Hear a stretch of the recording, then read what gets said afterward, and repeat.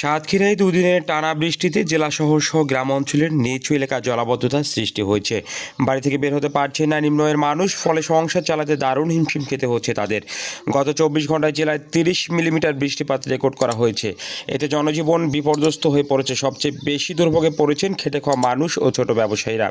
বুধবার 18 জুন সকাল থেকে থেমে থেমে জেলার বেশ কিছু এলাকায় বৃষ্টিপাতের কারণে পানি জমে রাস্তাঘাট ও বাজারে চলাচলের ব্যাঘাত সৃষ্টি হয়েছে। সদর উপজেলা কাটিয়া, মঞ্জিতপুর, বাকাল, কামালনগর, বদ্দিপুর, তালা ও কালারোয়ার কিছু অংশে বাসাবাড়ির সামনে হাঁটু সমান পানি জমে গেছে। কোথাও কোথাও ড্রেন উপচে পানি রাস্তাঘাটে এসে জমা হয়েছে। সাতক্ষীরা পৌরসভার 1 নং ওয়ার্ডের মধ্যে কাটিয়া এলাকার বাইতুন্নুর জামে মসজিদের সামনে রোডে প্রায় 1 ফুট পানি জমে গেছে।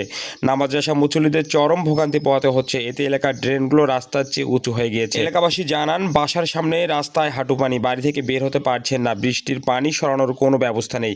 দুদিনের বৃষ্টিতে এই অবস্থায় একজন ইজি বাইক চালক জানালেন, রাস্তা পানিতে তলিয়ে গেছে, যার ফলে গাড়ি নিয়ে বের হতে পারছেন না তারা। বের হলেও ভাড়া নেই, লোকজন ঘরেই বসে আছে। সাতক্ষীরার আবহাওয়া অধিদপ্তরের ভারপ্রাপ্ত কর্মকর্তা জুলফিকার আলী বলেন, গত 24 ঘন্টায় সাতক্ষীরায় 30 মিলিমিটার বৃষ্টিপাত রেকর্ড করা হয়েছে। আরও কয়েকদিন বৃষ্টি থাকতে পারে। ভারী বর্ষণের কারণে জলাবদ্ধতার সৃষ্টি হওয়া স্বাভাবিক। সবাইকে সতর্ক থাকার অনুরোধ জানান তিনি। বৃষ্টির কারণে দিনমজুর, রিক্সা চালক, ক্ষুদ্র ব্যবসা সহ নিচু ও ঝুঁকিপূর্ণ এলাকার সাধারণ মানুষ চরম ভোগান্তিতে পড়ছে।